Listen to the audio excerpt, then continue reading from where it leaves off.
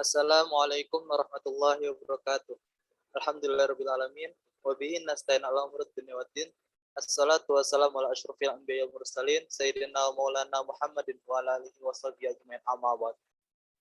Yang terhormat Bapak dosen mata kuliah Hukum Dagang pada semester ini yaitu Bapak Dr. Nahrawi SHMH dan teman-teman yang berbahagia. Kami dari kelompok 1 akan membahas tentang para subjek dalam lalu lintas perusahaan.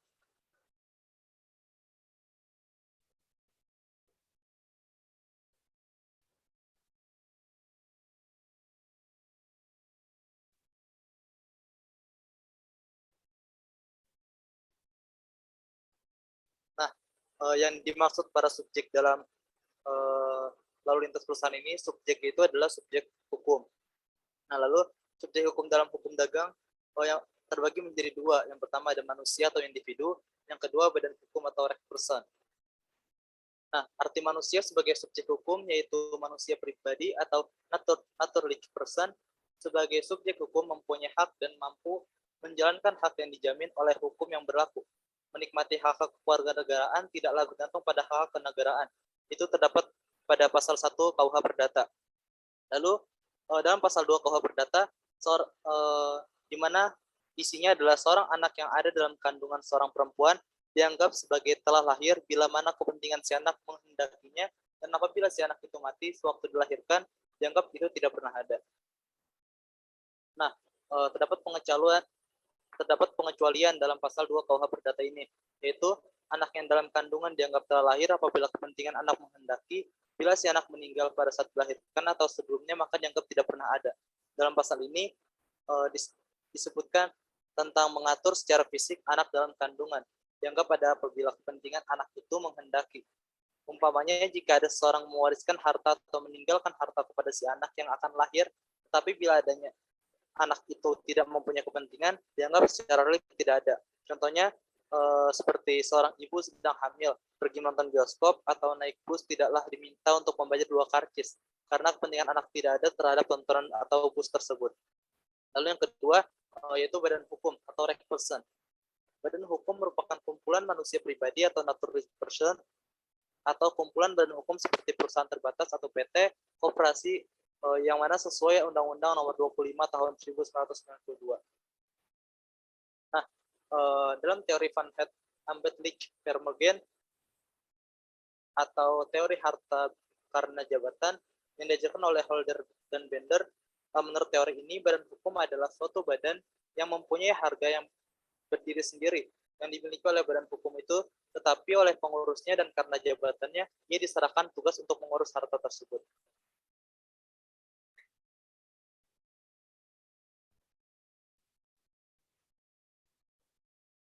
Nah, selanjutnya dari segi kewenangan hukum yang diberikan kepada badan hukum, maka badan hukum dapat diklasifikasikan menjadi 2 macam, yaitu yang pertama badan hukum publik atau public person, yaitu badan hukum yang dibentuk oleh pemerintah diberi wewenang menurut hukum publik, misalnya Departemen Pemerintah, lembaga negara seperti MPR, DPR, dan lain-lain.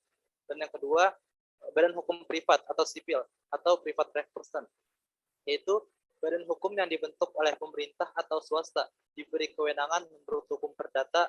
Badan hukum privat mempunyai tujuan beragam. Terdapat 3 macam klasifikasi badan hukum berdasarkan eksistensinya. Terdiri dari yang pertama, badan hukum yang dibentuk oleh pemerintah atau penguasa, contohnya badan-badan pemerintah atau perusahaan negara atau perum. Nah, badan hukum yang dibentuk oleh pemerintah ini adalah badan hukum yang sengaja diadakan oleh pemerintah untuk kepentingan negara, baik lembaga-lembaga negara maupun perusahaan milik negara. Nah, badan hukum ini dibentuk oleh pemerintah untuk kepentingan negara. Badan hukum ini dibentuk dengan undang-undang atau dengan PP, peraturan pemerintah. Terus selanjutnya, yang kedua, badan hukum yang diakui oleh pemerintah atau penguasa. Contohnya perseroan terbatas atau PT dan koperasi. Badan hukum yang diakui oleh pemerintah adalah badan hukum yang dibentuk oleh pihak swasta atau pribadi warga negara untuk kepentingan pribadi pembentukannya sendiri. Badan hukum ini mendapatkan pengakuan dari pemerintah menurut undang-undang. Pengakuan itu diberikan oleh pemerintah karena isi anggaran dasarnya tidak dilarang oleh undang-undang, tidak bertentangan dengan ketertiban umum, tidak bertentangan dengan kesusilaan, dan badan hukum itu tidak akan melanggar undang-undang. Pengakuan diberikan melalui pengesahan anggaran dasar. Lalu yang ketiga, badan hukum yang diperbolehkan atau untuk suatu tujuan tertentu bersifat ideal. Contohnya yayasan, yayasan pendidikan, sosial, keagamaan, dan lain-lain.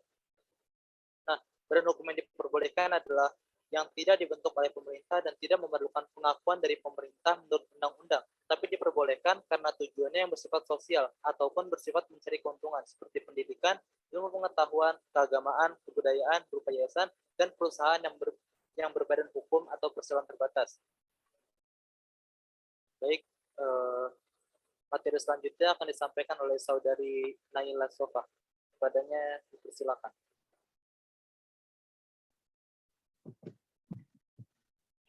Baik, selanjutnya yaitu subjek internal perusahaan.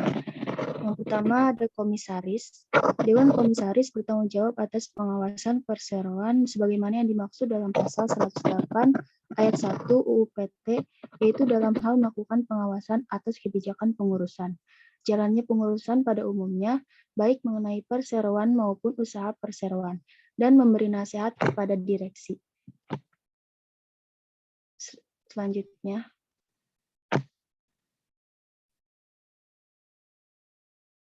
lalu yang kedua ada direksi.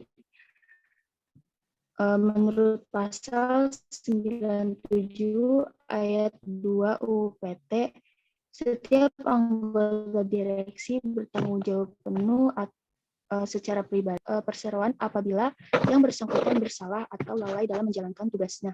Lalu yang ketiga ada manajer. Sebagai pemimpin dan atasan langsung dari karyawan, manajer bertanggung jawab terhadap kinerja sebuah tim. Dalam setiap perusahaan, tugas manajer yang paling pokok adalah memimpin, mengarahkan, dan mengawasi staf untuk bekerja sama mencapai tujuan organisasi. Selanjutnya, ada pimpinan cabang atau kepala cabang. Kepala cabang adalah pemegang kekuasaan tertinggi di perusahaan yang bertanggung jawab atas semua kegiatan perusahaan di PT. Dan yang kelima, ada karyawan. Karyawan dapat diartikan sebagai orang yang bertugas sebagai pekerja pada suatu perusahaan atau lembaga untuk melakukan operasional tempat kerjanya dengan balas jasa berupa uang.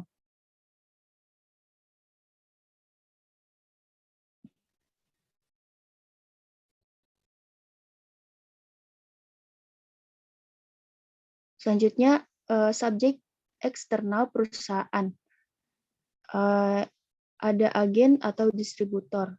Nah, dalam peraturan Menteri Perdagangan nomor 11 garis miring M DAG garis miring per garis miring 3 garis miring 2006 tahun 2006 tentang ketentuan dan tata cara penerbitan surat tanda pendaftaran agen atau distributor barang dan atau jasa. Nah, disebutkan bahwa agen adalah perusahaan perdagangan nasional yang bertindak sebagai perantara untuk dan atas nama prinsipal berdasarkan perjanjian untuk melakukan pemasaran tanpa melakukan pemindahan hak atas fisik barang dan atau jasa yang dimiliki atau dikuasai oleh prinsipal yang menunjukkannya. Selanjutnya saya serahkan kepada moderator. Baik, terima kasih Saudara Naila. Materi selanjutnya akan disampaikan oleh Saudara Muhammad Jazul. Kepadanya dipersilakan. Baik, selanjutnya 2. Maklar. Menurut pasal 62 KUHD, maklar adalah seorang pedagang perantara yang diangkat oleh gubernur, jenderal atau presiden atau oleh pembesar yang dinyatakan berwenang untuk itu. Ia menyelenggarakan perusahaannya dengan melakukan pekerjaan yang diatur dalam pasal 64 KUHD, mendapat upah atau provinsi atas amanat dan nama orang-orang dengan siapa ia tidak mempunyai sesuatu yang tetap. 3. Komisioner. Komisioner merupakan orang atau pengusaha yang menjalankan usaha dengan bertindak sendiri yang ditunjuk oleh pihak tertentu atau prinsipal, memperoleh provinsi atau komisi atas pembiayaan orang lain ataupun atas perintah prinsipal. 4. Pengacara. Berdasarkan Undang-Undang Nomor 18 Tahun 2003 tentang advokat, pengacara adalah orang yang berprofesi memberi jasa hukum baik di dalam maupun di luar pengadilan yang wilayah kerjanya di seluruh wilayah Republik Indonesia. 5. Notaris. Notaris adalah pejabat umum yang berwenang untuk membuat akta autentik mengenai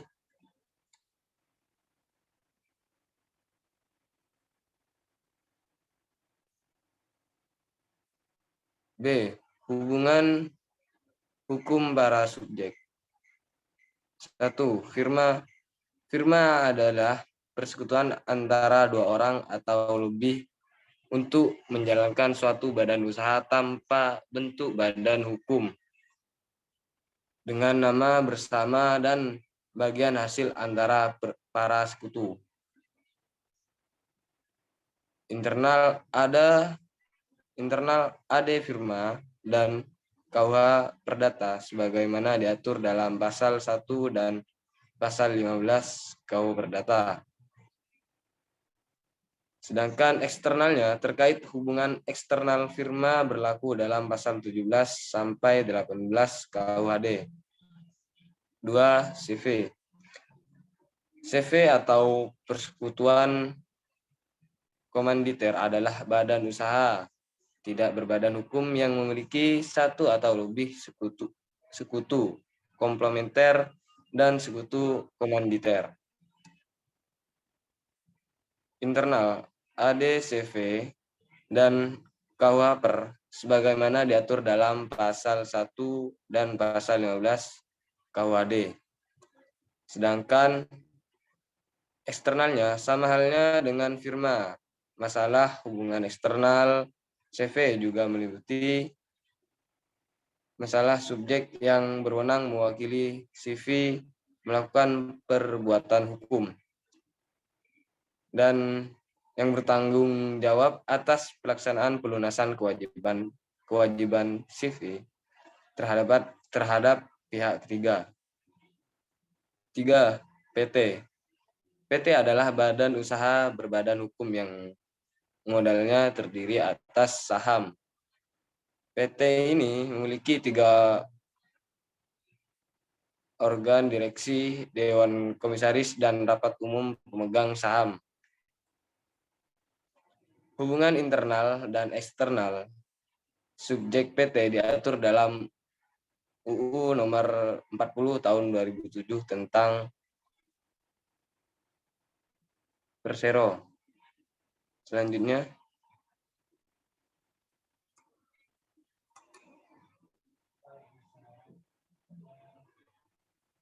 C.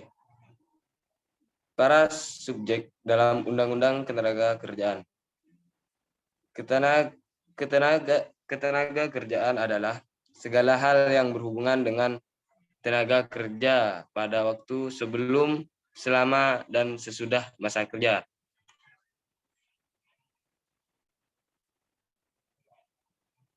Tenaga kerja adalah setiap orang yang mampu melakukan pekerjaan guna menghasilkan barang dan atau jasa baik untuk memenuhi kebutuhan sendiri maupun untuk masyarakat. Subjek dalam Undang-Undang Ketenagakerjaan, Undang-Undang Nomor 13 Tahun 2003.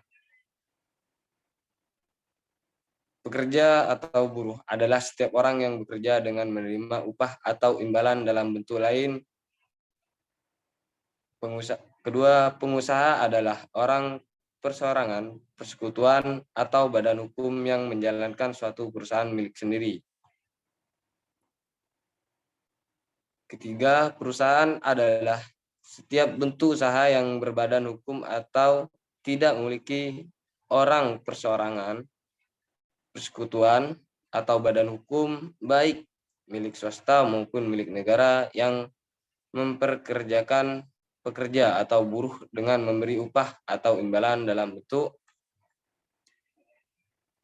Baik, saya kembalikan ke moderator. Baik, terima kasih Saudara Jazuli. Materi selanjutnya akan disampaikan oleh Saudari Dian. Kepadanya dipersilakan. Baik, terima kasih kepada moderator. Sebelumnya izin menambahkan tentang upah atau pemberian dalam bentuk lain. Jadi dalam bentuk lainnya itu yang dimaksud adalah dua, yaitu tentang upah natura dan upah kenikmatan. Jadi untuk upah natura itu berbentuk seperti pemberian barang-barang fisik. Contohnya seperti pemberian beras, gula, dan bahan pangan lainnya. Sedangkan untuk bentuk kenikmatan itu merupakan pemberian fasilitas, contohnya seperti mobil dan tempat tinggal. Lalu selanjutnya ada perjanjian kerja. Perjanjian kerja dalam pasal 1601 poin A KUH Perdata yaitu suatu perjanjian di mana pihak ke-1 atau si buruh mengikatkan dirinya untuk di bawah perintah pihak lain. Si majikan untuk suatu waktu tertentu melakukan pekerjaan dengan menerima upah. Sedangkan dalam Undang-Undang Nomor 13 Tahun 2003 yaitu Undang-Undang Ketenagakerjaan pasal 1 angka 14 yakni perjanjian kerja adalah suatu perjanjian antara pekerja atau buruh dan pengusaha atau pemberi kerja yang memuat syarat-syarat kerja dengan berisi hak dan kewajiban bagi kedua belah pihak.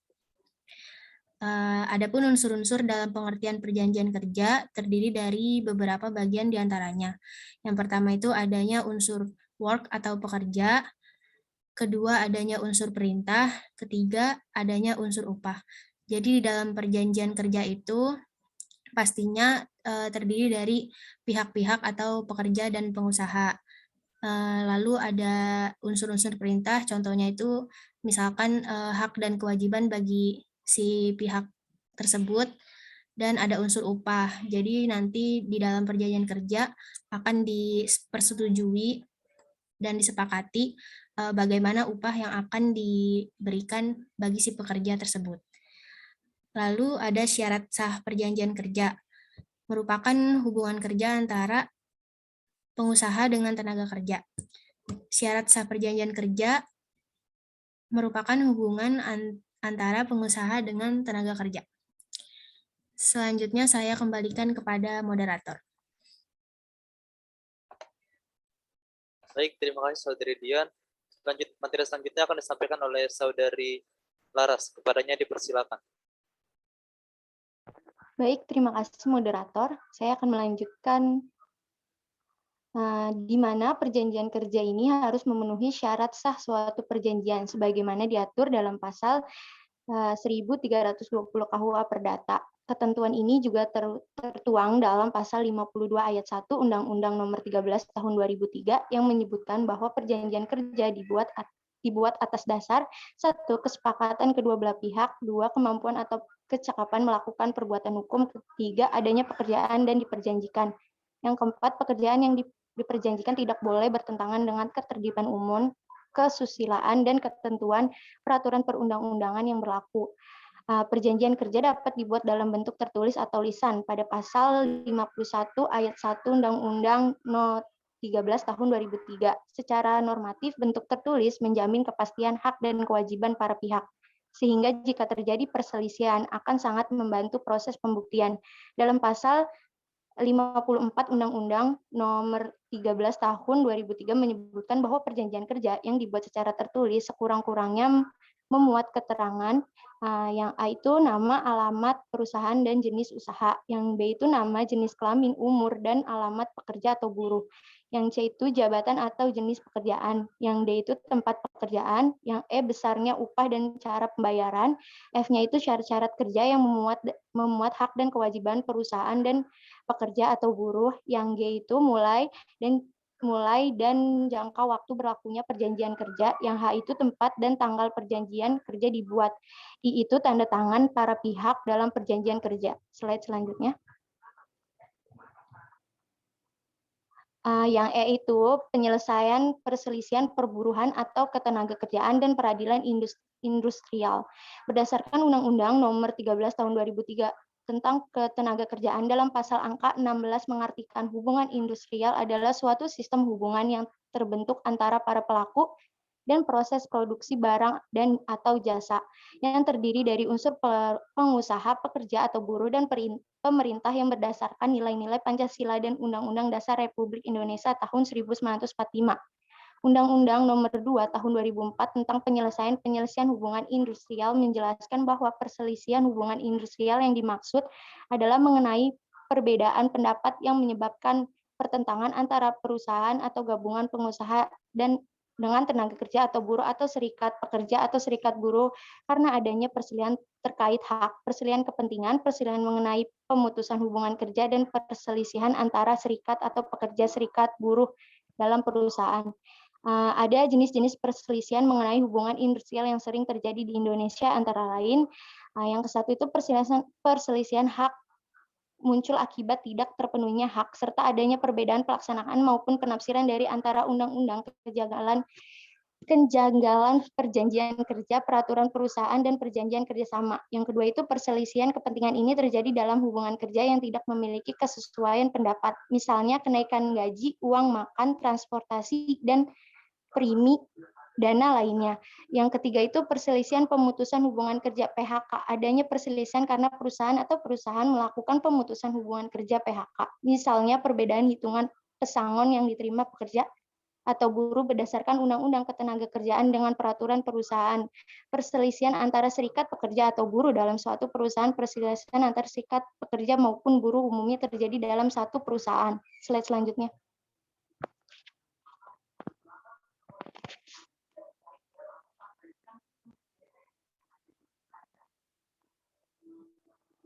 Tata cara penyelesaian perselisihan hubungan industrial seperti penjelasan berikut. Yang pertama itu perundingan bipartit. Perundingan yang dilakukan antara perusahaan maupun gabungan perusahaan dengan serikat buruh. Yang kedua itu perundingan tripartit. Perundangan yang dilakukan oleh pekerja dengan pengusaha di mana melibatkan fasilitator, yakni pihak ketiga. Terus ada tahap-tahap perundingan tripartit sebagai berikut ini. Yang pertama itu adanya mediasi penyelesaian yang dilakukan dengan cara memusyawarahkan yang dipimpin satu orang ataupun lebih. Yang kedua itu konsiliasi dengan penyelesaian dilakukan secara musyawarah dengan penengahnya seorang konsiliator. Yang ketiga itu ada arbitrasi dengan menggunakan penyelesaian perselisihan yang dilakukan di luar peradilan hubungan industrial. Slide selanjutnya. Yang ketiga itu pengadilan hubungan industrial PHI. Para pihak yang tidak menyetujui dan menolak anjuran dari mediator maupun konsiliator akan melanjutkan perselisihannya dengan mengajukan gugatan ke PHI berdasarkan pasal 56 Undang-Undang Nomor 2 Tahun 2004 tentang penyelesaian perselisihan di Indonesia. PHI memiliki kompeten absolut dalam memeriksa dan memutuskan perkara antara lain. Yang kesatu itu pada tingkat pertama tentang perselisihan hak, yang kedua itu pada tingkat pertama dan terakhir terkait perselisihan kepentingan, yang ketiga itu pada tingkat pertama terkait perselisihan pemutusan hubungan tenaga kerja PHK. Yang keempat itu pada tingkat pertama dan terakhir terkait perselisihan serikat pekerja atau buruh yang terjadi dalam satu perusahaan. Penyelesaiannya itu dengan sengketa buruh melalui Komisi Nasional Hak Asasi Manusia. Undang-Undang Hak Asasi Manusia Nomor 39 Tahun 1999 memiliki peluang bagi buruh dan tenaga kerja dalam menyelesaikan sengketa buruh, maupun banyak kaum awam belum paham tentang tata cara penyelesaian sengketa buruh melalui Komisi Nasional Hak Asasi Manusia. Undang-Undang No 39 Tahun 1999 memberi peluang sengketa buruh dapat diselesaikan melalui Komisi Hak Asasi Manusia. Pada pasal 89 ayat 3 huruf H dikemukakan Komnas HAM dapat menyelesaikan dan diberi pendapat atas sengketa publik baik terhadap perkara buruh yang sudah disidangkan maupun yang belum disidangkan. Terima kasih, saya kembalikan lagi kepada moderator. Terima kasih kepada teman-teman pemateri yang sudah memaparkan materinya. Dan terima kasih juga kepada teman-teman yang sudah menyaksikan sampai akhir. Kurang lebihnya mohon maaf. Wassalamualaikum warahmatullahi wabarakatuh.